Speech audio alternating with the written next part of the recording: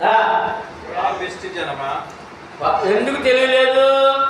పాపిష్టి జనమా, ఈయన పాపమేంటి? ఈయన పాపమేంటి? పాపిష్టి జనమా అంటే అంటే రోగం ఏంటండి? ఇప్పుడు ఇది రోగం ఏంటండి? పాపం. పాపిష్టి జనమా, దోషభరితమైన ప్రజలారా, దుష్ట సంతానమా, చెరుపు చేయి పిల్లలారా, మీకు శ్రమ. వారు వారు యెహోవాను విసర్జించి ఉన్నారు. ఎవరినే? ఎద్దు గాడిద ఏం చేస్తుంది? యజమాని విడిచిపెట్టలేదు. ఎద్దు గాడిద యజమాని. మరి ఏం చేశారంట? వారు యజమాని విడిచిపెట్టారంట. దేవుడు ఎవరంటే ఇప్పుడు? దేవుడు మనకి ఎవరు? యజమాని. యజమాని విడిచిపెట్టారంట. చూడండి, ఎఫెసీయుల రాసిన పత్రిక 6:9 యజమాని ఎవరు?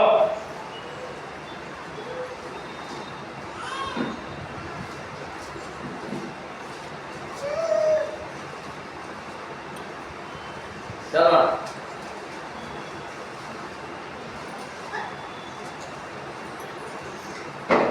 దానికి కూడా వాక్యం చదువుకుంటారు.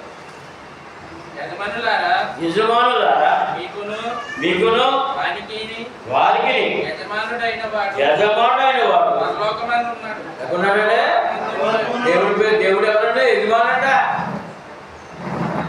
మనుషుడికి దేవుడు ఎవరంటే? యజమాని. యజమాని మాట ఏంటంటే వినాలి.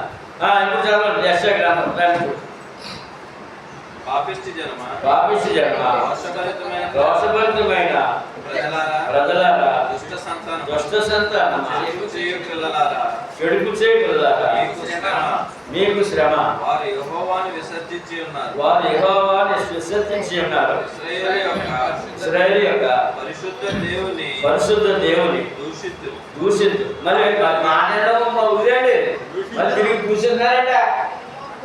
మరి తిరిగి దూషిస్తూ ఏమని? దేవుడు అన్యాయస్తుడని దూషిస్తున్నారంట. ఏమని? అన్యాయస్తుడా, న్యాయవంతుడా, ప్రేమమయుడు, కరుణామయుడా. ఆయన విడిచి తొలగిపోయి ఉన్నారు. ఆయన విడిచి తొలగిపోయి ఉన్నారు. నిత్యము తిరుగుబాటు చేయొచ్చు. మీరేలా ఇక్కడ కొట్టబడుచున్నారు. ప్రతివాడు నడినెత్తిని కలిగి ఉన్నాడు. ఎక్కడ ఉందండి ఇప్పుడు? హృదయం ఎక్కడ ఉంది ఇప్పుడు? ఆలోచన ఎక్కడ? మంచి వచ్చిన చెడ్డ వచ్చిన ఎక్కడి నుంచి రావాలి? నడినెత్తినే. ఇప్పుడు ఎక్కడ ఉంది వ్యాధి? పాపని వ్యాధి ఎక్కడ ఉంది ఇప్పుడు? ఇది ఎవరు కనిపెట్టగలరా? డాక్టర్ గారు. ఏ స్పెషలిస్ట్ ఎవరు? ఎక్కడ లేడు. ఒకడే ఆయన స్పెషలిస్ట్ ఎవరు? యేసుప్రభు దేవుడు. ప్రతివాని గుండె బలహీనమైంది. అరకలు మొదలుకొని అరకాలు ఎక్కడి నుంచి ఉందంటే ఈ రోగం? అరకాల మొదల నుంచి నడినెత్తి వరకు స్వస్థత కొంచెమైనను లేదు. స్వస్థత ఎక్కడి నుంచి ఉంది రోగం? రోగం కొంతమంది మన శరీర రోగాలు అయితే పాదాలు నొప్పులు వస్తాయి, మొక్కలు నొప్పులు వస్తాయి, మక్కిలు నొప్పులు వస్తాయి, నడుము నొప్పి వస్తుంది, మెడ నొప్పి వస్తుంది, తలపోటు వస్తుంది, గుండెలు నొప్పి వస్తుంది, పేగులు నొప్పి వస్తుంది. అక్కడెక్కడ వస్తుంది ఈ బాబురావు అంటే? అరికాల నుంచి నడినెత్తి వరకు ఉన్నాడు. అరికాల నుంచి ఈ రోగాలు స్వస్థానికి వచ్చారండి. ఇదే రోగం. తర్వాత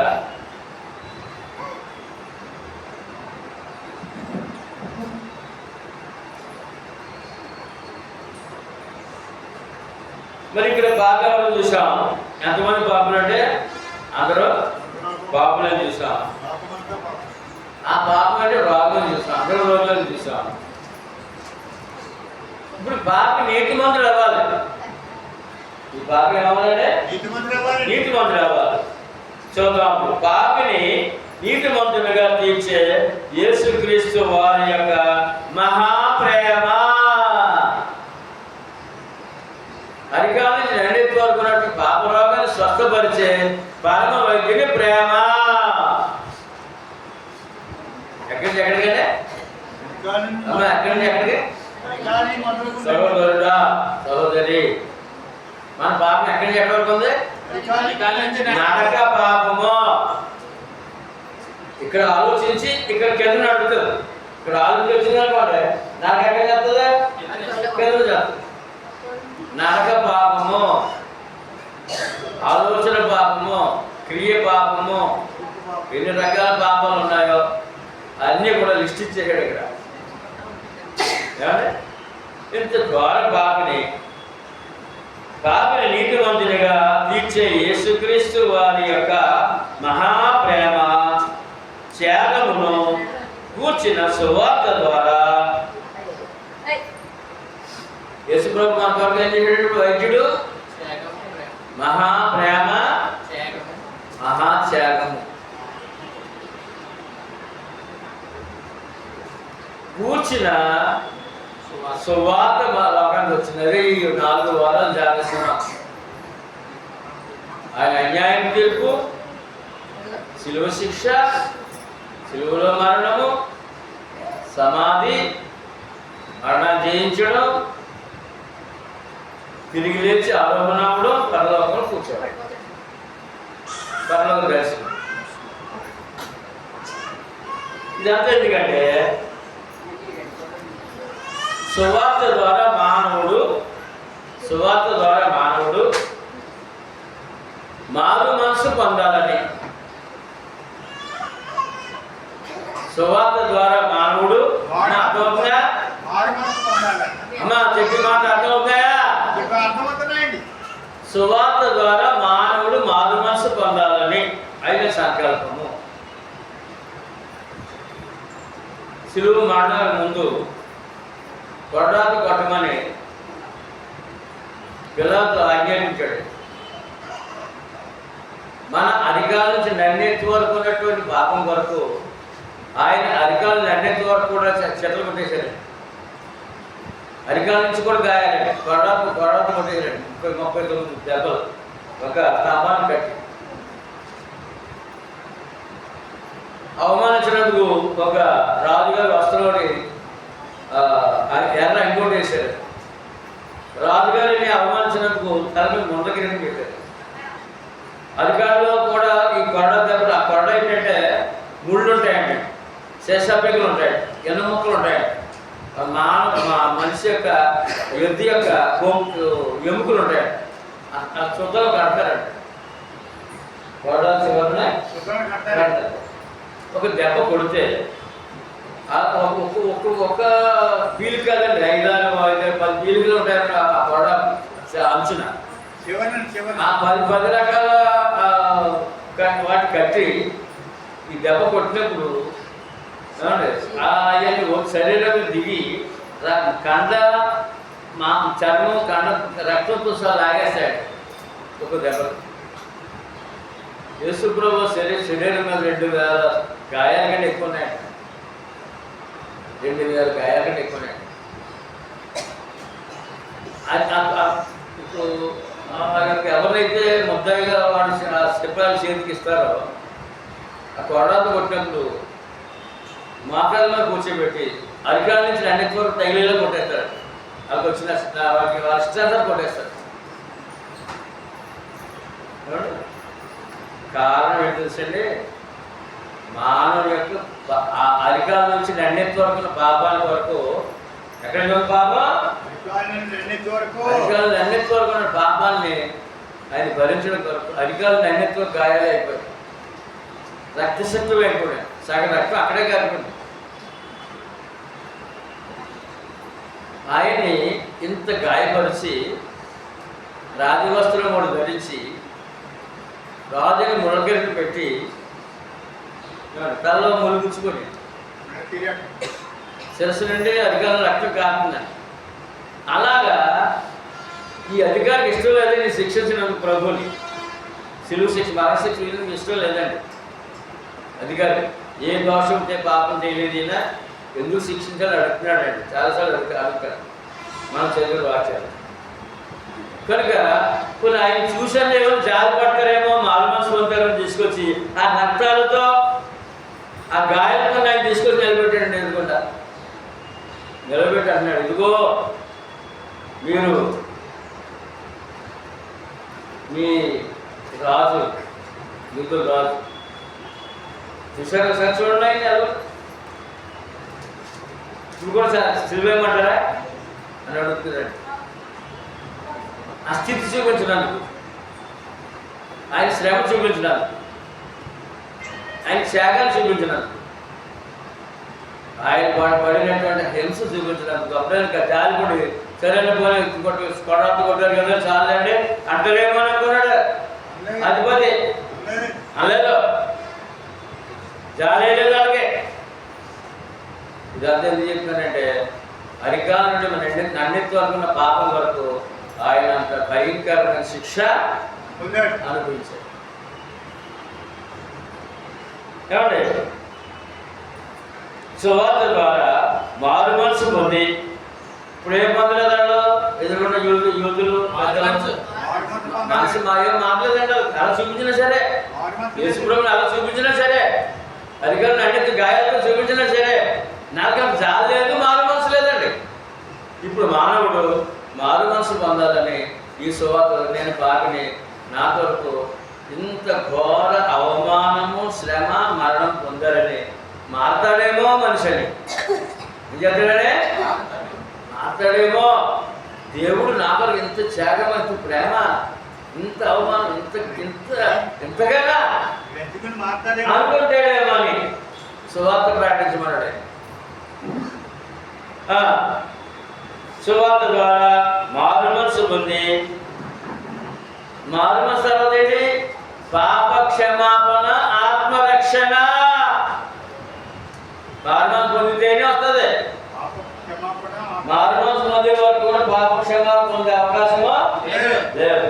పాప క్షమాపణ పొందే ఆత్మ రక్షించే అవకాశం, రక్షణ పొందే అవకాశమా లేదు. అందుకని పాప క్షమాపణ, ఆత్మరక్షణ కొరకు బాప్తిస్మము పొందవలెను. అది ఆజ్ఞ. మరణించారు, సమాధి తిరిగి లేచారు. తిరిగి ఇచ్చిన తర్వాత ఆజ్ఞ ఏంటంటే మీరు సర్వ సృష్టికి సమస్త జనులకు సువార్త నమ్మి బాప్తిస్మం పొందిన వాడు నమ్మని వారికి శిక్ష. ఇప్పుడు చెప్పండి, మనం రక్షలో ఉన్నామా, శిక్షలో ఉన్నామా? అది ఆయన ప్రేమ. అంటే ప్రభు యొక్క ప్రేమను మనం పొంది ఉన్నాము. ప్రభు యొక్క ప్రేమను పొంది ఉన్నాము. కనుక ఈ బాప్తిస్మం జరిగే సమయం ఏంటంటే మనిషి పాపి కదా, పాపరోగం కదా. అపోస్తలుల కార్యం 2:38 మీరు అపోస్తలుల కార్యం 2:38 మీరు మారు మనసు పొంది పాప క్షమాపణ నిమిత్తము ప్రతివాడు యేసు క్రీస్తు నామమున బాప్తిస్మము పొందుడి. మొదటి ఏంటంటే బాప్తిస్మములో సహోదరి సహోదరులారా, బాప్తిస్మములో ఏం జరిగింది చెప్పండి. మీరు బాప్తిస్మం పొందారు కదా, మీరు బాప్తిస్మములో ఏం జరిగింది? నా పాపములు క్షమించబడ్డాయి. మొట్టమొదటి సంగతి పాపములు క్షమించబడ్డాయి, మొదటి సంగతి. రెండో సంగతి చూద్దాం. 22:16 అపోస్తలుల కార్యములు 22:16లో ఏమండి పౌలు గారిని మాట్లాడుతున్నారు. సౌలా సహోదరుడా అందరూ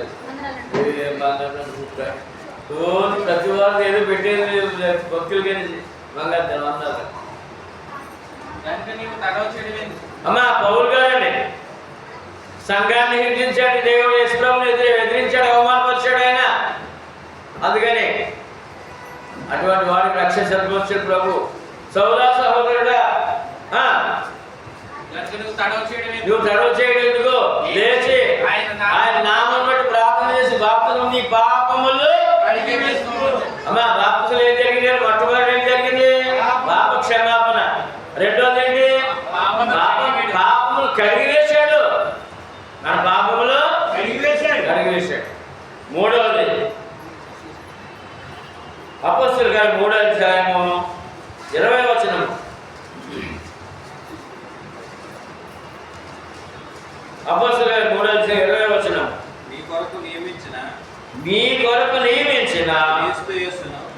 క్రీస్తు యేసును ఆయన పంపునట్లును మీ పాపములు తుడిచివేయబడి నిమిత్తం మీ పాపములు తుడిచివేయబడి నిమిత్తము మారు మనసులందు తిరుగునే. చాలు అమ్మా. ఇప్పుడు మూడో వాక్యంలో ఏముందంటే పాపములు తుడిచివేయబడ్డాయి. అదే మాట. మొదటగా క్షమాపణ, రెండవదిగా పాపములు కడిగివేయబడుతా, మూడవదిగా తుడిచివేయబడుతా. ఇది తల్లి బిడ్డలు కన్నప్పుడు ఆ మైలు రక్తంతో ఉన్న బిడ్డను ముందు కడగాలి. ఏం చేయాలంటే ఆ బిడ్డను రక్షించాలనే ఆలోచన ఆ సేవ చేసేవాడు కావాలి. ముందు ఆ బిడ్డ రక్షించాలని ఆలోచన సేవ చేసేవాడు రావాలి. వైద్యులు కానీ లేదా ఇంట్లో సేవ చేసేవాడు కానీ బిడ్డ పుట్టినంటే అలా వదిలి చచ్చిపోతాడు బిడ్డ. అలా వదిలేస్తే చచ్చిపోతాడు. కనుక బిడ్డ రక్షించే ప్రయత్నం చేస్తారు ఆ డాక్టర్లు కానీ కుటుంబం కానీ. ముందు రక్షణ వచ్చింది, చేతులు తీసుకుంటారు.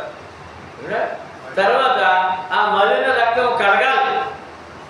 ఆ మలిన రక్తం కడగాలి. ఇప్పుడు రక్షించారు, చేతులు తీసుకుని రక్షించారు ప్రాణం పోకుండా కదండి. తర్వాత కడుగుతారు శుభ్రంగా. ముందు అక్కడ ఏవైతే డాక్టర్ సూచించారో లేదా ఆ పెద్దలు తెలిసిన ఆ యొక్క సదుపాయంతో కడిగేస్తారు. ఆ రక్తం అంతా మైలంతా నాశంతా కడిగేస్తారు. తర్వాత ఏం చేస్తారు? ఆ బిడ్డను అలాగే పడుకోబెట్టరు. ఏం చేస్తారా? తుడుస్తారు. ఏం చేస్తారంటే అరికాల నుంచి ముక్కుల్లో చెవుల్లో ఎంత శుభ్రం చేస్తారు. తుడిచి అప్పుడు ఏం చేస్తారు తెలుసండి? తల్లి ప్రక్కన పడుకోబెడతారు. ఇప్పుడు దేవుడు ప్రభు ఏం చేస్తాడంటే పాపరోగంతో ఉన్నట్టు ఈ రోగిని, పాపరోగం ఎర్రగా కనపడుతున్నట్టు దేవుడికి రక్తంలో, అది ఈ పాపరోగిని ముందు క్షమించి, పాపములు క్షమించిన తర్వాత కడిగిన తర్వాత తుడిచి తల్లిని పక్కన బిడ్డను పడుకోబెట్టాడుగా ఆయన హక్కులు చేర్చుకుంటున్నాడు దేవుడు. ఇదండి భారతదేశంలో ఉన్న విలువ. ఎంత గొప్ప అండి. ఉచితముగా అంటే పాపి రోగి, పాపమని ఎర్ర రక్తంలో కొట్టుకుంటున్నటువంటి రోగి రక్షించి కడిగి తుడిచి దేవుని సన్నిధిని హత్తుకునేలాగా సిద్ధపరిచాడు మనల్ని. ఇప్పుడు మనం ఎక్కడ తెలిసింది? దేవుని హత్తుకున్న వారము. తల్లి ఒడిలో బిడ్డ ఉన్నట్టు లెక్క. తల్లి ఒడిలో లెక్క. బాప్తిజంలో విలువను ఇంత గొప్పగా దేవుడు సిద్ధపరిచి మనకి ఇచ్చారండి. ఆ భాగ్యం మనం పొందామండి. మనం అందరం ఏం పొందాం? బాప్తిజం చెప్పండి. మొదటేంటి?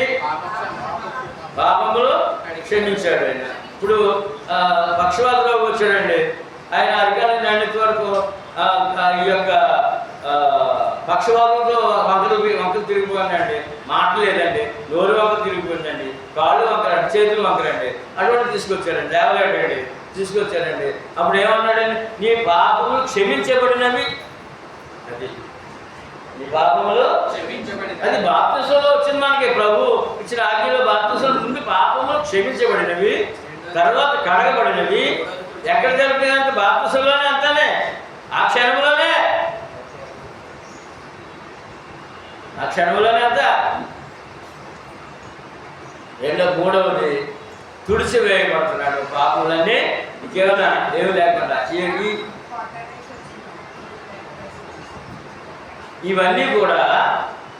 ఇవన్నీ కూడా యేసు ప్రభు వారు స్వయంగా చేసి చూపించారండి.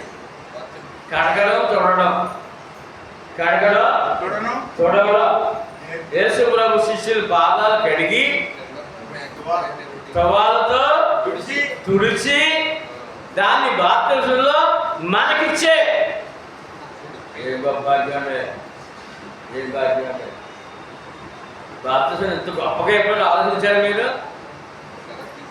మీరు పొందిన బాప్తిజం ఎంత గొప్పగా ఆలోచించారా? ఇది ఇక్కడ దేవుడు అక్కడ అప్పుడు అందరిని చూసుకుని వచ్చేస్తున్నాడు, నేను కడిగేస్తున్నాడు పదులతో. సృష్టికర్త శిష్యుల పాదాల దగ్గర కూర్చున్నాడండి, పాదాలు కడిగేస్తాడండి. ఆయన పుట్టించినోడు, పుట్టించిన సృష్టికర్త పాదాల దగ్గర ఉన్నాడు, మానవుడు పాదాల దగ్గర. ఆయన కడిగేస్తున్నాడండి. కడిగేసి మళ్ళీ ఆ కాళ్ళ మీద పెట్టుకొని తుడుస్తున్నాడండి గుడ్డతోటి. చూడండి, 11 మంది అయిపోయాడు. 12 పెద్ద ఆయన ఎవరైనా పేతురు. చిన్నాయన మొదలెట్టాడు, పెద్ద ఆయన దగ్గరకు వచ్చాడు. మా ప్రారంభ శిష్యుడు ఆఖరి అన్నమాట. ఈయన దగ్గరకు వచ్చాడు, కాళ్ళు లాగేసుకున్నాడు వెనకే. వాళ్ళు వద్దు ప్రభు, నువ్వేంటి నా పాదాలు కట్టండి, వద్దు అని చెప్పి కాళ్ళు మూసేసుకున్నాడు. ఎప్పుడు జరగకూడదు. ఆయన అన్నాడు, ఇది ఇప్పుడు నీకు తెలియదు అయ్యా అన్నాడు. అయినా ప్రభు అసలే సమస్య లేదు, మీరు మా గురువు, మీరు మా గురువు, నేను శిష్యులు, మీరు మా దేవుడు, మీరు సామాన్యులు అన్నట్టుగా మాట్లాడుతున్నాడు. మీరు కాళ్ళు కొట్టుకోండి ప్రభు అన్నాడు. అప్పుడు ఆయన అన్నాడు, నేను కడకపోతే, ఇప్పుడు నువ్వు కడిగించుకోకపోతే నాతో పాలు నీకు లేదు అన్నాడు. ఏంటంటే నాతో పాలు పంపులు నీకు లేవన్నాడు. అయ్యి బాబా కాళ్ళలో పెట్టేసి కడిగే బాబా, దండెత్తి వరకు కూడా కడిగేది బాబా అన్నాడు. ఎక్కడైతే దండెత్తి వరకు కడిగేది బాబా అంటాడు. అక్కడ చూపించాడు బాప్తిస్మం విలువ. యేసు ప్రభువు అక్కడ చూపించారండి. క్షమించడం, కడగడం, చూడడం. ఎంత గొప్ప దేవుడు అండి. తల్లి స్థానం అంటే తండ్రి స్థానం అండి. ఎవరి స్థానం అంటే పసిబిడ్డ దగ్గర తండ్రి స్థానం, తల్లి స్థానం అంటే దేవుడు అంటే యేసయ్య అంటే ఎవరంటే తల్లి స్థానం, తండ్రి స్థానం అండి. ఆ ప్రేమ అండి, మించిన ప్రేమ అండి, తల్లిదండ్రులుగా మించిన ప్రేమ అండి. క్షమించి కడిగి తుడిచే ప్రేమ అండి, హక్కులు చేర్చుకునే ప్రేమ అండి. ఎక్కడంటే హక్కులు చేర్చుకునే ప్రేమ అండి. ఇప్పుడు ఆ దేవుని హక్కులు హత్తుకుని ఉన్నవాడు మనం, ప్రభుని హత్తుకుని ఉన్నామండి, పసిబిడ్డలుగా ఉన్నామండి. ఎలాగంటే పసిబిడ్డలుగా ఉన్నామండి. పుట్టిన బిడ్డ ఏ పాపం లేకుండా ఎలా ఉంటాడో ఆ తల్లి ఆ యొక్క మైలు కడిగి శుద్ధి చేసిన బిడ్డలు పడుకోబెట్టినాక ఏ పాపం అంత పరిశుద్ధంగా అంత చక్కగా ఎలా ఉంటాడో అలా ఉన్నాం మనం దేవుని దగ్గర. మీకు అర్థమైందండి? దేవుని దగ్గర ఎలా ఉన్నప్పుడు శుద్ధి చేయబడిన పసిబిడ్డ. ఎవరైనా పసిబిడ్డ. ఆయన ఆలోచనలో మనం వద్ద అన్నమాట. అందుకే చంటి బిడ్డలు నా యొక్క రానివ్వండి, ఈ బిడ్డ వంటి మనసు కలిగిన వాడే పరలోక రాజ్యములో గొప్పవాడు అని చెప్పండి. కనుక బాప్తిజం యొక్క విలువ మనం తెలుసుకున్నప్పుడు మన కుటుంబంలో ఎవరైనా బాప్తిజం పొందుకొని ఉంటే ఆ సువార్త నువ్వే చెప్పాలి. ఎవరు చెప్పాలి? కుటుంబానికి ఎవరు చెప్పాలి? 4-5 వారాలు ఎప్పటి నుంచో మొదటి నుంచి చెప్తాను, ఎప్పుడు చెప్తా ఉన్నా. ఇక విపులంగా దగ్గర 4-5 వారాల నుంచి ఏ సంగతి సువార్త మూలాల గురించి మీకు తెలియజేస్తున్నాను. మీరే సువార్త చెప్పగలరు. విన్న వాక్యాన్ని బట్టి చెప్పగలరా? కాబట్టి విన్న సంగతిలో యేసు ప్రభు నా కొరకు అన్యాయ తీర్పు పొందాడైనా అని చెప్పలేరా? అది నేను నమ్మాను అని చెప్పాను. యేసు ప్రభు శిలువ మరణం శిక్ష అనుభవించాడు నా కొరకు అని చెప్పలేవా? శిలువలో మరణించినప్పుడు సమాధి చేశారని చెప్పలేవా? సమాధిలో ఆయన అందరిలాగా మట్టిలో కలిసిపోలేదు చెప్పలేవా? తిరిగి లేచారని చెప్పలేవా? తిరిగి లేచి మరి ఏమయ్యారని అని ప్రశ్నిస్తే పరలోక ఆరోహణమయ్యారని చెప్పలేవా? ఆరోహణ కూడా ఎక్కడున్నారంటే పరలోకంలో గురించి ఆ విషయాన్ని కూడా నేను పరలోకం ఉన్నాను, నేను మొదటి వాడును కనపడేవాడు అని చెప్పారని సర్వాధికారిగా ఏమండి యుగ యుగములు జీవించేవాడు ఉన్నాడని చెప్పి చెప్పలేవా? మరి తిరిగి ఒక రోజున వచ్చి ఈ రక్షణ పొందిన పరలోకంలో కూర్చోబెడతారని చెప్పలేవా? ఆ విషయం ఇప్పుడు సువార్త మనమే చెప్పాలి. సువార్తలు ఇంత విలువ దాచిపెట్టాడు, ఇంత మేలు దాచిపెట్టాడు. ఆయన పాపికి రక్షణ బాప్తిస్మమును దాచిపెట్టాడని చెప్పలేవా? చెప్పాలి, చెప్పగలం. నాకేం తెలుసండి, ఏం చదువుకోలేదండి. ఇప్పుడు ఈ మాట చెప్పలేవా? చెప్పండి. తర్వాత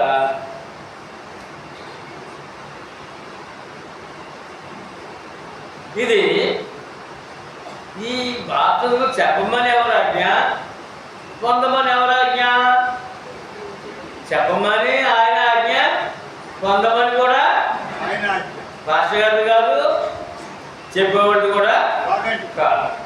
చూడండి ఒకసారి మార్క్స్ వార్త 16:16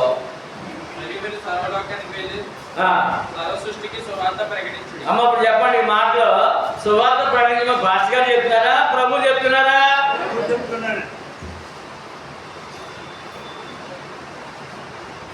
ఇప్పుడు మొన్న గత కాలంలో ఒక్కొక్క మాట తోటగారికి అందిస్తున్నారు నారాయణ గారు. ఆ సమయం దొరికింది, సువార్త కూటమి ఏర్పాటు చేసింది. ఆయన కూటమి ఏర్పాటు చేసుకుని ఆ సువార్త కూడా వినిపించారు. ఆవిడ చెప్పారు, మా చేత వినిపించారు. అవసరమా? మరి ఎవరి మాట ఇది? నేను ఆవిడ చెప్పలేదు. మీ కోట గారికి చెప్పి కూట పెట్టించమని చెప్పలేదు నేను. ఆవిడ ఏదో సందర్భం మాట్లాడుకుంటారు. అది కోట కూడా ఏర్పాటు చేస్తారు. సువార్త విన్నారు. ఆవిడ రక్షణ పొంది ధన్యవాదాలు అవుతారు. అలాగా ఇప్పుడు సువార్త ప్రకటించమని ఆజ్ఞ ప్రభువుదండి. ఎవరిదండి? బాప్తిస్మం పొందమని ఆజ్ఞ ప్రభువుదే, పాస్టర్ గారిదే. మరి ప్రభు ఆజ్ఞ మీరు పాటించొద్దా? మీకు హక్కు ఇచ్చారు కదా, ఇచ్చారండి. ప్రకటించే హక్కు ఎవరు? శిష్యులము శిష్యురాలము. అమ్మా, మీ అబ్బాయికి ఎవరు చెప్పాలి? మీ ఆయనకి చెప్పుకున్నారు కదా, రక్షణ పొందారు కదా. అదే మీ ఆయన చెప్పుకున్నారు, రక్షణ పొందారు కదా. మరి బాధ్యత ఇప్పుడు కుటుంబ బాధ్యత మీది. మీరు అయిన తర్వాత మమ్మల్ని కూర్చోబెట్టి మిగిలిన సంగతులు వాళ్ళు చెప్పించాలని ఈ వాక్యం మనకే సెలవిస్తుంది అన్నమాట. తర్వాత ఈ బాప్తిస్మములో ఈ పాపిని నీతిమంతుడుగా తీరుస్తుంది. ఈ బాప్తిస్మము ఈ పాపిని నీతిమంతుడు లేడన్నారు కదా. మరి నీతిమంతుడు ఎలా అవుతాడని ప్రశ్నకి ఈ బాప్తిస్మములో ఈ పాపిని నీతిమంతుడుగా తీరుస్తుంది. ఈ యొక్క బాప్తిస్మము ఎలాగంటే చూద్దాము. రోమ 3:23 నుంచి 26 వరకు.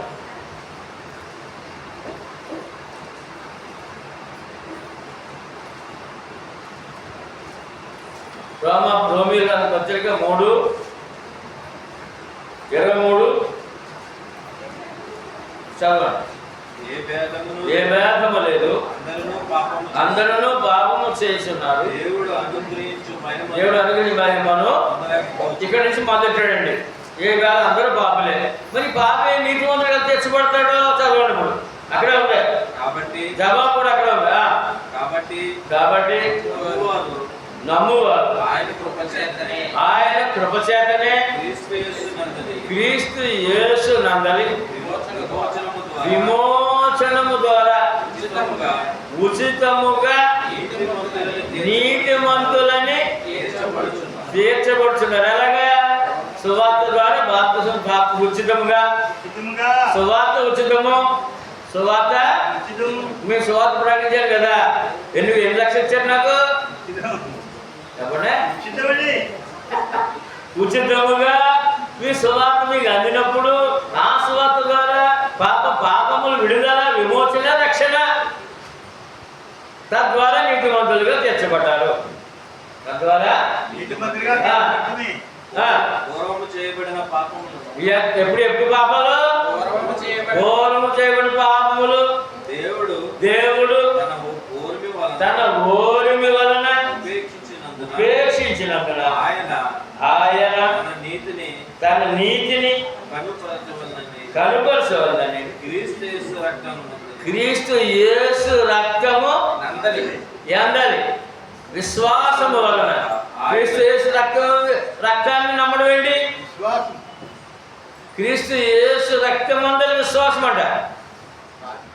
క్రీస్తు యేసు రక్తమందు విశ్వాసం ఏంటి అంటే యేసు క్రీస్తు నా పాపముల కొరకు మరణించి సమాధి తిరిగి లేచి తన రక్తాన్ని ధారపోసి ప్రాణాన్ని ధారపోసి అని నమ్మడం రక్తాన్ని నమ్మడం.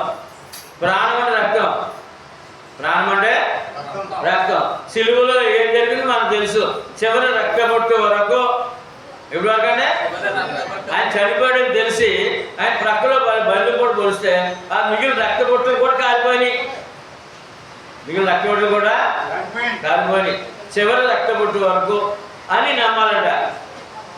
రక్తమందు విశ్వాసం వలన అక్కడ ఆయనను కరుణాధారముగా బయలుపడి దేవుడి కరుణామయుడుగా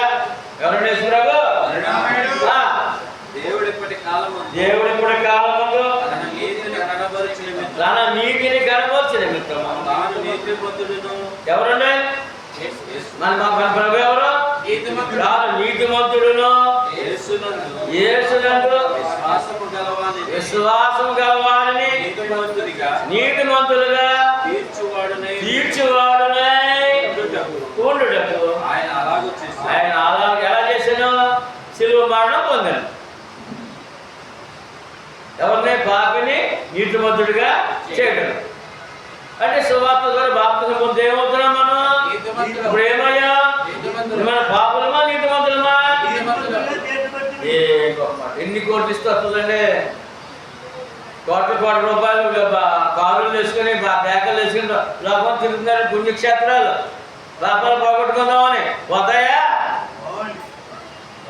ఎక్కడ పోతాయి?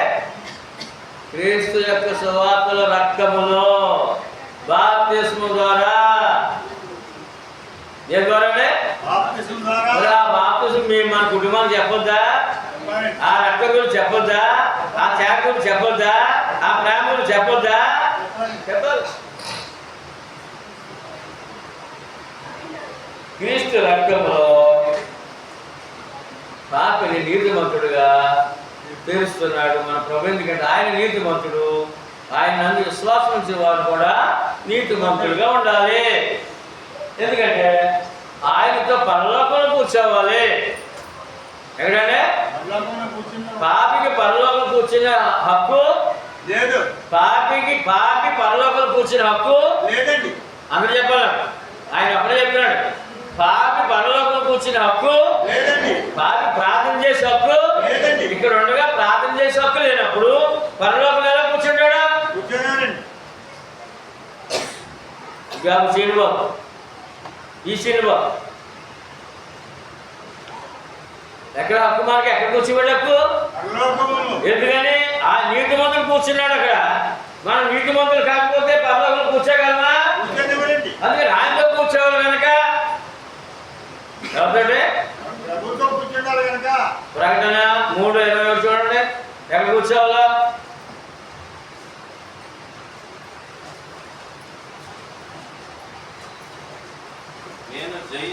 నేను జయించి నా తండ్రితో కూడా ఆయన సింహాసనమునందు కూర్చుండి ఉన్న ప్రకారము జయించు వానిని నాతో కూడా నా సింహాసనమున కూర్చుండనిచ్చేది. ఎవరితో కూర్చోబెట్టాలంట? ఎవరితో కూర్చోవాలంట? యేసు ప్రభు వారు జయించారంట. పాపాన్ని జయించారంట. మరణాన్ని జయించారంట. దేవుడితో కూర్చున్నారంట, తండ్రితో. ఇప్పుడు మనము ప్రభుతో కూర్చోవాలంట ఆయన సింహాసనం మీద. అందుకని ఆయన నీతిమంతుడంట. నీతిమంతులు కాకపోతే పాపి ఆయన దగ్గర కూర్చోగలడా? కూర్చోబెడతాడా? చెప్పండమ్మా. నీకు ఏ వ్యసనం లేదు, సుధీరుడు ఉన్నావు అనుకో, నీకు ఏ వ్యసనం లేదు. నీ స్నేహితుడు వ్యసనపరుడే ఉన్నాడు, తాగుబోతూ తిరిగిపోతూ బట్టలన్నీ ఖరాబు చేసుకుని చిరాకుగా నిలబెట్టాడు. ఈ పక్కన కూర్చోబెట్టుకుంటావా? చిరాకు పడతావా? ఆయన ఏమి లేకుండా స్నేహితుడిగా మంచిగా వస్తే కూర్చోబెడతావు కదా నీ పక్కనే. ఇక్కడ తేడా కనపడుతుంది కదా, చెప్పండి. అందుకని ఎస్ప్రో పక్కన కూర్చోవాలంటే ఆయన నీతి మంత్రుడట. ఈ కూర్చున్నవాడు నీతి మంత్రుడు అయి ఉండాలంట. కూర్చున్నవాడు ఎవరికది కలిసాడు ఇప్పుడు ఎవరాలో సంఘములతో క్రీస్తు సంఘ సభ్యులంటే ఎవరండి? బంగారు పట్టణంలో బంగారు సింహాసనం మీద ప్రభు కూర్చుని చోట కూర్చునే వారు మనం నీతిమంతులుగా తీర్చాడు కనుక ఆ నీతిని నువ్వు కాపాడుకుంటే జయిస్తే ఈ జీవితాన్ని పాపాన్ని జయించి ఆ రక్షణ కాపాడుకొని ప్రయాణం చేస్తే యేసు ప్రభుతో కూర్చుంటా బంగారు పట్టణంలో. కావాలా? ఎంతమంది కావాలి? ఎంతమందికి? లక్ష్మి గారు మీకు వద్దా? అందరూ కావాలి. అందరూ కావాలి. రక్షణ పొందిన వారే సంఘం. మరి ఎవరండి? ఎవరితో మాట్లాడుతున్నారు ఇక్కడ? సంఘములతో. ఏ సంఘములతో? ఏం చెప్పారండి బాబు? ఇంకొక మాట, నమ్మినట్లయితే నమ్మి యేసుప్రభు నమ్మిన మాటకి ఎక్కడి వరకు వచ్చింది తెలుసండి? బాప్తిస్మాకి వచ్చిందండి. నమ్మిన మాట ఎక్కడ రావాలి? ఇక్కడ రావాలి. నమ్మేసి యేసుప్రభు ఫోటో ఉందండి, ఆ బాబేనండి ఏం పనికిరావు. బాప్తిస్మాకి వస్తేనే నమ్మినోడు లెక్క. ఏమండి? వచ్చామా? వచ్చాం. కనుక ఇక్కడ ఏం చెప్తున్నానంటే,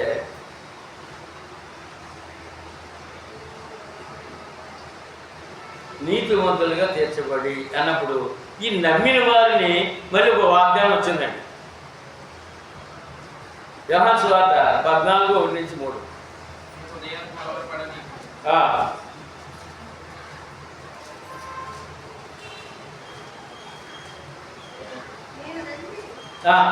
నేను వెళ్ళి కాదండి ముందు మీ హృదయం కలవరపడనీకుడి, దేవుని యందు విశ్వాసం ఉంచున్నారు, నా యందును విశ్వాసం ఉంచుడి.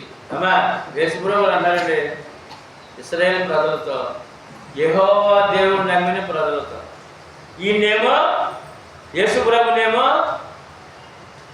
మరియమ్మ కుమారుడు యోసేపు కుమారుడు వడ్డం పని చేసుకున్నాడు అన్నారు.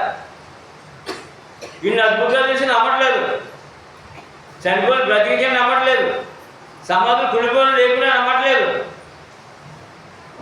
ఎవరే? దేవుడని, దేవుడు కుమారుడు దేవుడిని నమ్మట్లేదు. అందుకని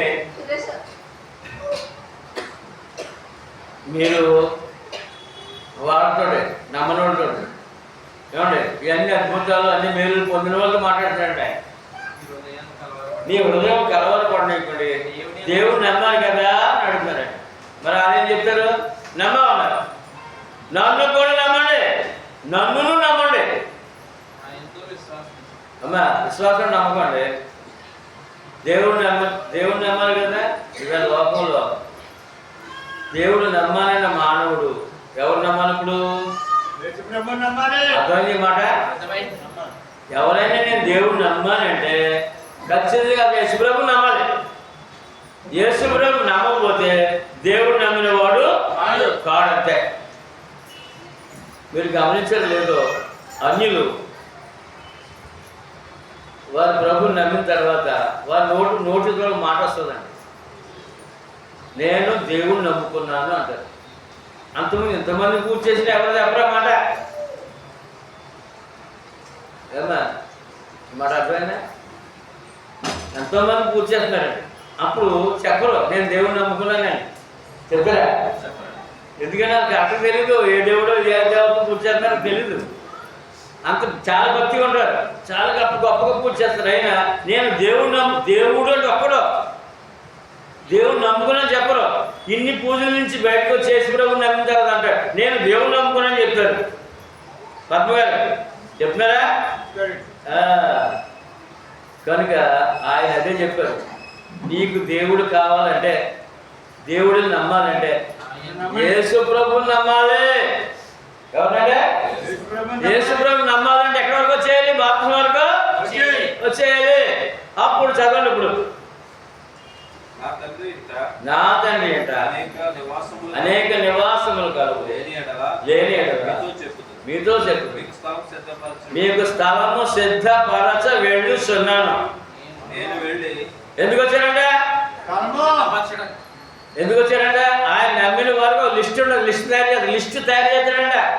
పరలోక గృహాల వరకు, పరలోక ఏమండి ఇక్కడ చంద్రబాబు నాయుడు గారు, జగన్ గారు లిస్ట్ తయారు చేసి గృహాలు ఇస్తారు కదా ప్రభుత్వం. అలాగే వీళ్ళు రాష్ట్రంలో ఇస్తారు, వీళ్ళు ప్రపంచానికి ఇస్తున్నాడు. యేసుప్రభు గారు ప్రపంచానికి ఇస్తున్నాడు. ఏమనంటే ఇక్కడ స్థలాలు కాదయ్యా, అక్కడ స్థలాలు ఉన్నాయి, ఆ ఉన్నాయో చెప్పడానికి వచ్చాను, అక్కడ ఉన్నాయి.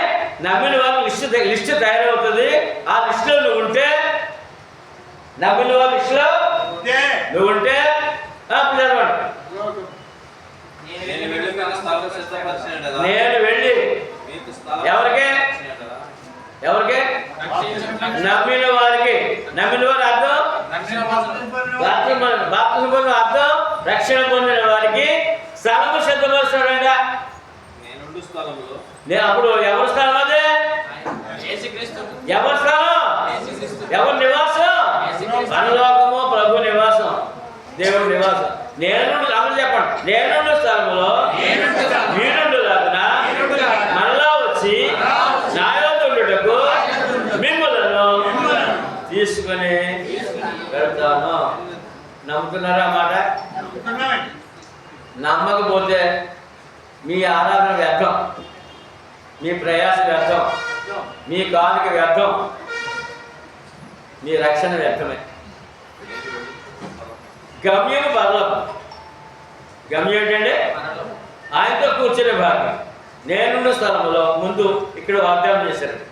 పరలోకం వెళ్ళిన తర్వాత నేనున్న కూర్చుని సింహాసనం అన్నాడు ఆయన. ఏంటంటే నేను కూర్చుని సింహాసనం మీద మీకు అంత విశాలత ఉంది. అంత ఇప్పుడు చూడండి, ఆసుపత్రిలో అన్ని కలిసిన ఒక 10 డజన్ కలిసి కుర్చీలు తయారు చేస్తున్నారు చూసారండి.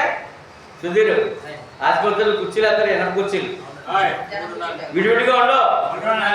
ఒక డజన్ కుర్చీలు లేకపోతే ఒకటే.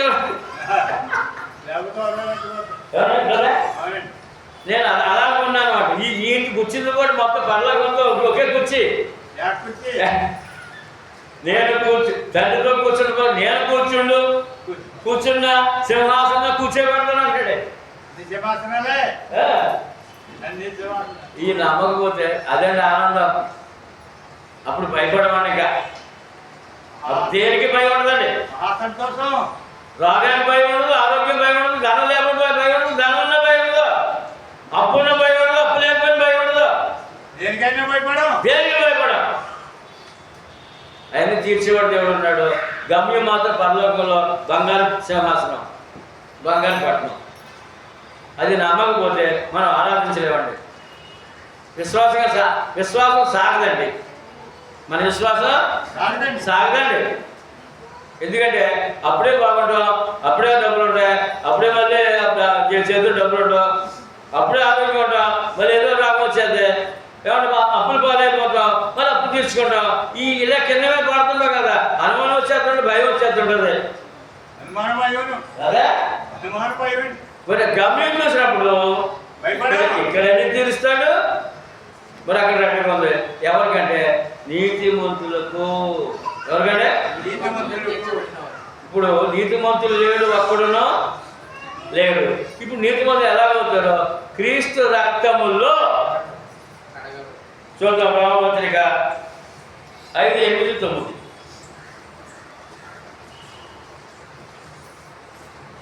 అయితే దేవుడు మన ఎడల తన ప్రేమను వెల్లడిపరుచుచున్నాడు. ఎట్లనగా ఇప్పుడు ప్రేమ ప్రేమ ఉందా లేదా? ప్రేమ వెల్లడిపరచండి, ప్రేమను చూపించేటంట. ఎట్లనగా మనం ఇంకను పాపులమై ఉండగా క్రీస్తు మన కొరకు పుణ్యాత్ముల కొరక పాపుల కొరక అన్నాడు. మనం ఇంకా పాపులు ఉండగా ఎప్పుడంటే యవ్వన ప్రాయంలో, ఇప్పుడంటే 33 సంవత్సరాలు యవ్వన ప్రాయం, పెళ్ళిడు. ఆ 2000 సంవత్సరాల క్రితం ఆ వయసు పెళ్ళిడు. ఆ యవ్వన ప్రాయంలో ఉన్నటువంటి యవ్వనస్తుడు మన కొరకు మన పాపం చనిపోయాడునా. కాబట్టి ఆయన రక్తము వలన నీతిమంతులుగా తీర్చబడి, మానవుడు నీతిమంతులు ఎలా తీర్చబడతాడు? ఇప్పుడు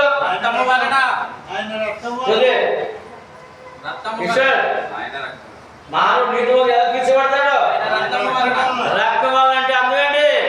సువార్తపై బాప్తిసం పొందితే రక్తం కడుగుతుంది పాపాలు. రక్తము పాపాలే కడుగుతుంది. ఆయన మనకి మీకు తుడుస్తున్నాడు, కడుగుతున్నాడు, క్షమిస్తున్నాడు. ఏమండి? నీతిమంతులు ఎలా తీర్చబడతాడంటే ఆయన రక్తం వలన. ఇప్పుడు నీతిమంతులుగా తీర్చబడి, ఇప్పుడు చెప్పండి, నీతిమంతులు ఉన్నాడా? నీతిమంతులు తీర్చబడాలా? తీర్చబడాలి. ఇప్పుడు మనం నీతిమంతులమా? నీతిమంతులు తీర్చబడ్డామా? నీతిమంతులు లోకంలో ఎవరు ఉన్నారా? లేరు. క్రీస్తు కావాలి. యేసు ప్రభు లేకపోతే, ఆయన రక్తం లేకపోతే, బాప్తిసం కడుక్కోపోతే నువ్వు నీతిమంతురాలు కాదు, నీతిమంతుడు కాదు. ఎలా నీతిమంతులు అంటే ఎంత చక్కగా, ఎంత గొప్ప ఏర్పాటు, సంకల్పం ఆయన చేస్తున్నాడు. 9వ వచనం పూర్తి చేశారా? మరి నిశ్చయముగా ఆయన ద్వారా ఉగ్రత నుండి రక్షించబడము. ఏంటంటే నేను రక్తం కాచాను కదా, నా రక్తం కాచాను, ప్రాణం పెట్టినట్టు నన్ను మారవా అని చెప్పి ఆ రక్తంలో కడగబడకపోతే ఉగ్రత అంట. ప్రేమ ఉగ్రతగా మారిపోతుంది. ప్రేమ ఉగ్రతగా ఉగ్రత నుండి రక్షించబడము. ఇప్పుడు మనము దేవుని ఉగ్రత నుండి రక్షించబడ్డాం, దేవుని ప్రేమలో ఉన్నాం, ఆయన రక్తంలో కడగబడి నీతిమంతులుగా తీర్చబడ్డాం. ఇప్పుడు నీతిమంతులు ఉన్నారు. నీతిమంతులు రోమాపత్రికలో 3వ అధ్యాయం 10వ వచనం రాసే వరకు అప్పుడు నీతిమంతులు లేరన్నాడు. ఎలా నీతిమంతులు? ఎందుకు నీతిమంతులు లేరంటే లిస్ట్ ఇచ్చాడు అక్కడ. నీతిమంతులు ఎలా కారు, ఎలా పాపం చేస్తారు, ఎలా పాపం కొన్నాడు అని లిస్ట్ ఇచ్చారు. మరి ఇప్పుడు నీతిమంతులు ఎలా అంటే క్రీస్తు రక్తంలో కడగబడి బాప్తిసం పొంది రక్షణ పొందిన వాడు నీతిమంతుడు అవుతాడు. ఎందుకు నీతిమంతుడు అవ్వాలంటే ప్రభు మన దేవుడు నీతిమంతుడు. ఆయనతో కూర్చోవాలంటే నువ్వు నీతిమంతుడు అవ్వాలి. నువ్వు నీతిమంతుడు అవ్వాలి. నువ్వు సొంతం కావాలవా? అవ్వలేదు. మరి యేసుప్రభు కావాలా? ఆయన ద్వారా ఏం కావాలి? ఆయన రక్తము. ఏంటంటే మొదటి యోహాను పత్రిక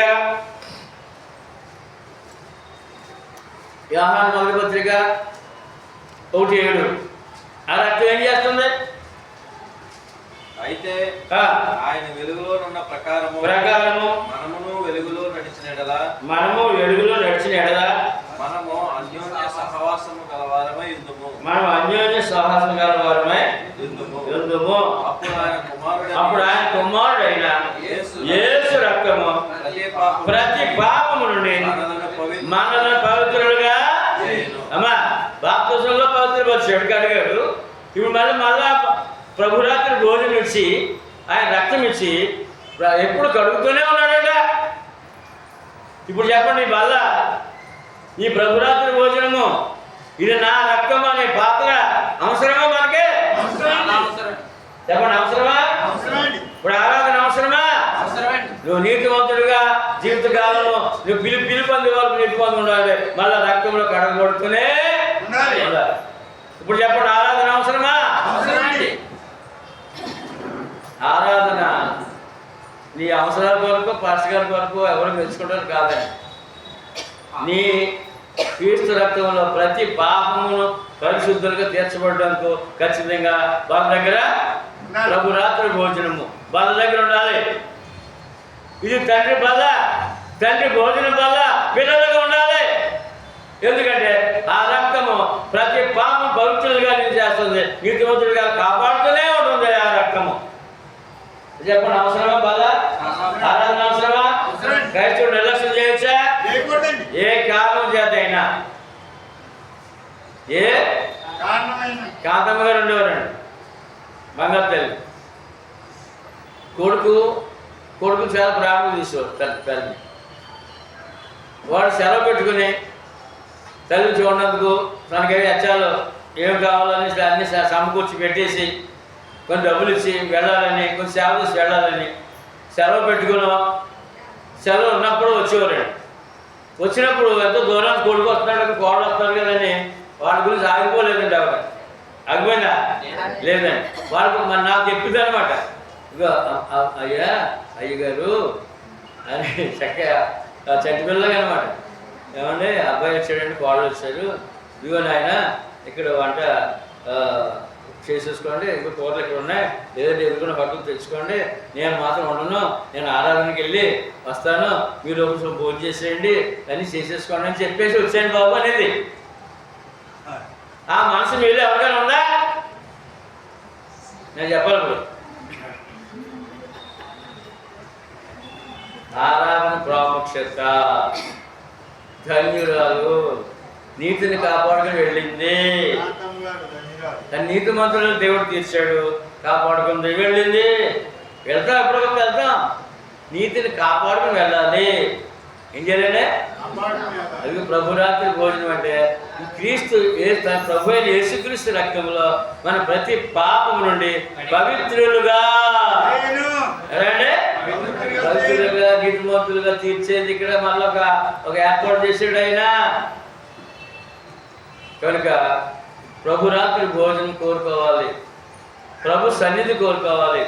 ప్రభు సన్నిధిలో ఆశీర్వాదం ఉంది, ప్రభు సన్నిధిలో ఆరోగ్యం ఉంది, ప్రభు సన్నిధిలో కోరికలు తీర్చబడతాయి, సమయోచితమైన సహాయం వస్తుంది. ఇప్పుడు చెప్పండి, అవసరమా? మరి ముఖ్యంగా అవసరం ఏంటంటే ఆ రక్త మాంసాల్లో పాలు పొందాలి. రక్త మాంసాల్లో పాలు పొందాలి. ఒక్క వారం మిస్ అయితే ఆరాధన పోయింది, ఆరాధన పీకేసుకోవాలన్నమాట మనసంతా. ఆరాధన పోయింది. ఏం పోయింది? మనసు బాధపడుతూ నీ ప్రయాణం సాగాలి. ఏ విధంగా కూడా ఆరాధన ఇస్తాను. వీళ్ళు చాలామంది ఉన్నారు ఇక్కడ సహోదరులు. మాట సూర్యకాంత్ గారు వచ్చారండి. పోయిన వారం గాలి పట్టేసి 2 వారాలమ్మా, 1 వారమా, 2 వారాలు రాలేదండి. మనసంతా కట్టుకుంది అక్కడ. మనసంతా దేవుని సన్నిధులు లేరు. నేను ఆరాధన పోయింది అంటే అలాగా ధ్యానిస్తుంది. దేవుడు ఆరోగ్యించి మళ్ళీ ఆరాధన పంపించాడు. అలాగే మన సహోదరి పద్మగారు కూడా అదే, ఇప్పుడు నీరసం ఉంటే ఆరాధన పోతేమని భయం. ఎందుకంటే అక్కడ ప్రభు రాత్రి భోజనము, ఆయన రక్తం ఉంది ఇక్కడ. శుద్ధీకరణ ఏంటంటే శుద్ధీకరణ అనే విషయాన్ని దేవుడు ఎంత ప్రేమగా చూడండి, ఎంత ఎన్ని ఏర్పాట్లు చేశాడు మన కొరకు, మన నీతిని కాపాడడం కొరకు, మన పవిత్రంగా ఉండడం కొరకు అనే విషయాన్ని చాలా స్పష్టంగా తెలియజేస్తున్నాడు ఇక్కడ. ఇప్పుడు సువార్త యొక్క ప్రాముఖ్యత చూద్దాం. 2 కొరింథీయుల 2వ పత్రిక 4:3-4.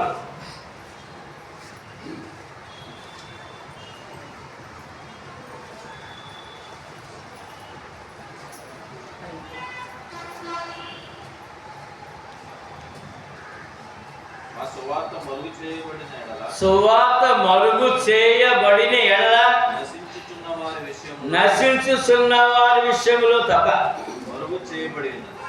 ఈ మాట అర్థం చేస్తున్నారు మీరు? సువార్త ప్రాముఖ్యత, మనిషికి సువార్త ప్రాముఖ్యత. ఎందుకంటే ప్రభు దేవుని ప్రేమ అంతా ఆ సువార్తలో కుమ్మరించబడింది. దేవుని ప్రేమ అంతా ఆ శిలువ మరణంలో ఉంది. ఉందండి? ప్రేమ చేత మరణించాడు ఆయన మనమే ప్రేమ చేత మనం పాపులుగా నశించుకోకూడదని, ఆత్మ నాశనం అవ్వకూడదని, చనిపోయిన పాతాలను అగ్నిలో కాలకూడదని, ప్రభు ఆ అగ్ని గంటకాల్లో కాలిపోకూడదని ప్రేమ త్యాగము కదండి. ఈ సువార్త మరుగు పడితే, ఈ సువార్త మరుగు పడితే నశించుచున్న వారి నిమిత్తము మరుగు చేయబడింది. అంటే సువార్త అందకపోతే అర్థం ఏంటంటే ఇప్పుడు ఆత్మ నాశనం అయిపోతే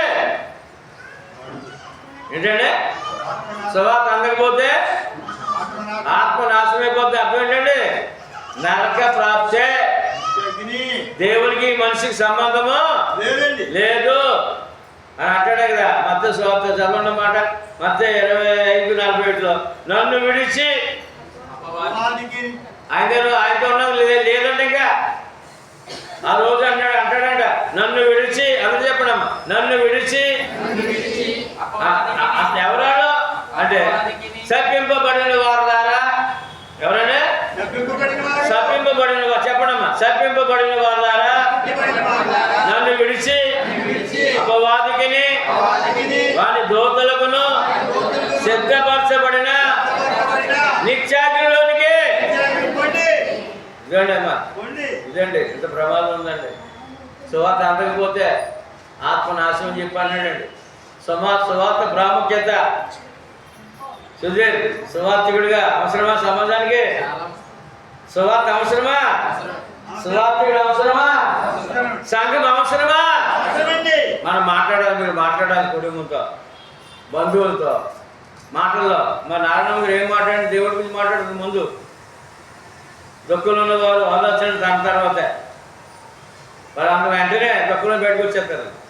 ఎందుకంటే ముందు ఆమె కూడా దుఃఖపడదు, దుఃఖం ఓదారుస్తారు. ఎందుకంటే దేవుడి మాటలతో.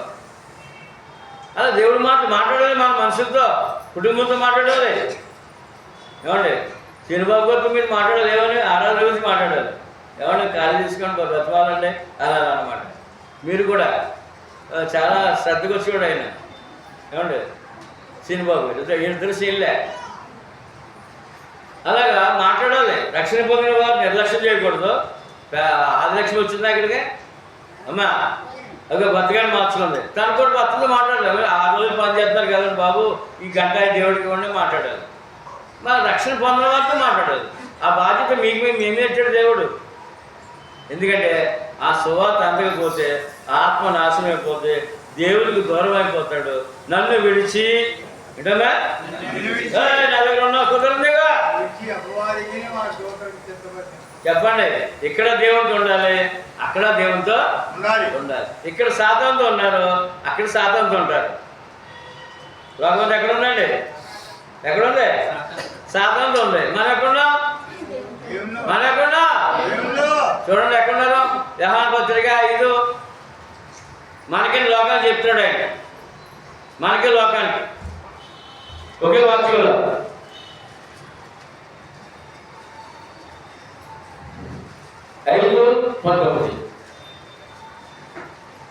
కాబట్టి యేసు వారికి ఇట్లు ప్రత్యుత్తరం ఇచ్చారు.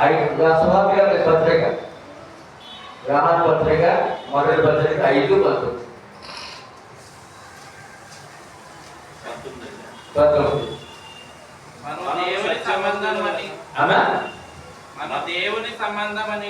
మనము దేవుని సంబంధులు. మన ఎవరంటే దేవుడితో ఉన్నవాడు, దేవుని సంబంధులు. లోకమంతయు దృష్టిని అంటున్నది. ఎవరి సంబంధులు? లోకమంతా ఎక్కడున్నారు? సాతానుతో ఉన్నారు అని అర్థం. ఎవరెవరు? రక్షణ పొందిన వారు అందరూ కూడా సాతానుతో ఉన్నారు. రక్షణ పొందిన వారు దేవుని సంబంధం, దేవుడితో ఉన్నాం. మరి ఈ లోకం ఇచ్చింది అర్థం కూడా సాతానుతో ఉండాలా, దేవుడితో ఉండాలా? దేవుడితో ఉండాలి. సాతాను ఉంటే నరకం, దేవుడు ఉంటే పరలోకం. ఏది కావాలి ఇప్పుడు? చెప్పండి, ఏం కావాలండి? నేను ఒప్పుకోలేదా? నరకం కావాలి, పరలోకం కావాలా? పరలోకం కావాలి. ఇక్కడ దేవుడితో ఉన్నాం, ఉండాలి. ఇప్పుడు చెప్పండి, ఆరాధన అవసరమా? తర్వాత 4వ వచనంలో ఈ సువార్త చెప్పకుండా ఒక అడ్డ వస్తుందంట. సువార్త ప్రకటించకుండా అడ్డ వస్తుందంట.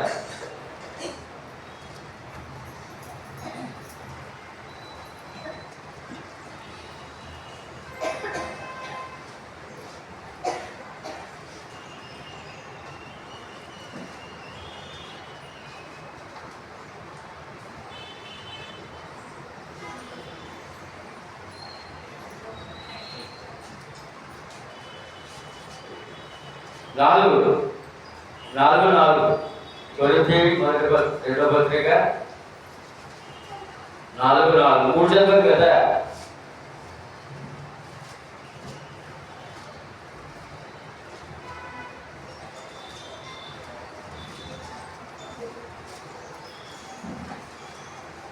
నా యందు నాకు ఏ దోషము కానరాదు.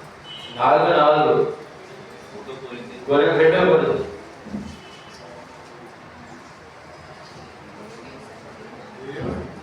దేవుని స్వరూపమైన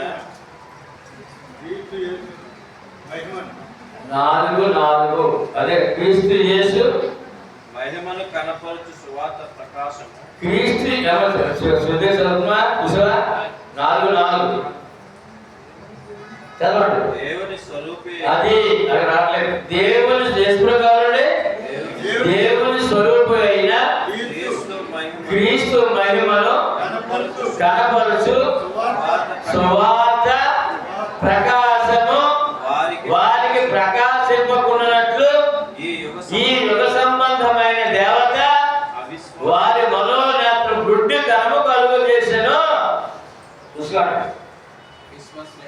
అమ్మా, యేసుక్రీస్తు సువార్త అంటే ఏం చేస్తుందంటే మనోనేత్రం తెప్పిస్తుందట. యేసుక్రీస్తు సువార్త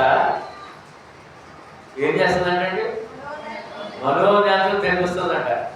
సువార్త అందరి వరకు ఆత్మీయ అంగులు లేక మూఢ భక్తులు పాపంలో ఉన్నవారు సువార్త అవసరమా? అప్పుడు చెప్పండి. ఈ సువార్త ప్రజలు ఎవరంటే వస్తారంట? యుగ సంబంధమైన దేవత అంట. సాతాను దేవత అన్నారు. సాతాన్నే యేసుప్రభు దేవుడు అన్నారు. దేవుడు కావాలా? సాతాను కావాలా? యుగ సంబంధం దేవత ఏం చేస్తున్నప్పుడు దేవతల రక్షణ, దేవుడు రక్షణ అన్నాడు. మనోనేత్రం వెలిగించబడకుండా క్రీస్తు మహిమను ప్రకాశింపకుండా సువార్త ప్రకాశం సువార్త వల్ల ప్రకాశం వస్తుందంట. దైవ ప్రకాశం. ఆ ప్రకాశము, ఆ వెలుగు, ఆ మహిమను పొందకుండా యుగ సంబంధమైన దేవత వారి మనోని గుడిగా కలుగు చేస్తుందని లోకమంతా అలా ఉందండి. కనుక సువార్త అవసరం ఉందా? మరి మన కుటుంబానికి ఉందా? అవసరమా? ఎవరు చెప్పాలి? మనమే చెప్పాలి. ఇది ఈ పాఠము ఆఖరి మాటలు చదువుకుని ముగించుకుందాం. అందరూ చెప్పండి. యేసుక్రీస్తు వారు అన్యాయపు తీర్పు పొంది శిలువ శిక్ష పొంది మరణము పొంది సమాధి చేయబడి తిరిగి లేపబడి ఈ త్యాగము ఈ ప్రేమ ఎవరి కొరకు? సమాజం చెప్పాలి మీరు కూడా. రైట్. ఆ వాక్యం కూడా చదువుతాం. ఆఖరి మాట చూసుకుందాం. హెబ్రీయులకు రాసిన పత్రిక 2:9.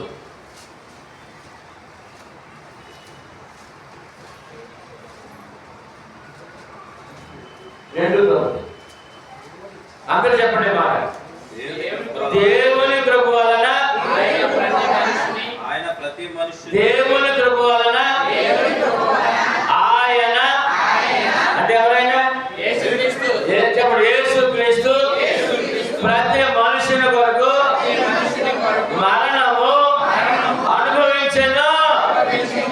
ఇప్పుడు చెప్పండి, నా కుటుంబంలో ఎంతమంది ఉన్నారు అన్నప్పుడు వరకు చెప్పాలి. ఎవరు నాకు సంబంధం లేదు, నీ దేవుడు కొలుసుకో అంటున్నాడు కదా అంటారంటే అంటారు. ఇప్పుడు ఎంతమంది వరకు మరణం చేయడం ప్రతి మనుషుని కొరకు అమ్మా ఎంతమంది వరకు? ప్రతి మనుషుడు, పురుషుడా స్త్రీయా, కుమార్తె కుమారుడా, అల్లుడా కోడలా, ఈ తేడా లేదు. ఇక తేడా లేదు. ఎవరైనా మిగులుంటే ఇదిగో నీ కొరకు కూడా ఆయన బాధ్యత చెప్పాలి. ఆ బాధ్యత మీదే. ప్రతి విశ్వాసం మీద బాధ్యత ఉందండి. మన రక్షణ కాపాడుకుందాం. రక్షణ పొందిన వారికి ఈ మాటలు అందించగలరు. మాట్లాడండి. దేవుడి మాట మాట్లాడితే ఆశీర్వాదం అండి. దేవుడి గురించి మాట్లాడితే ఆశీర్వాదం అండి. ఆశీర్వాదం కావాలండి. మాట్లాడతారా? మాట్లాడతారా? మీ అందరూ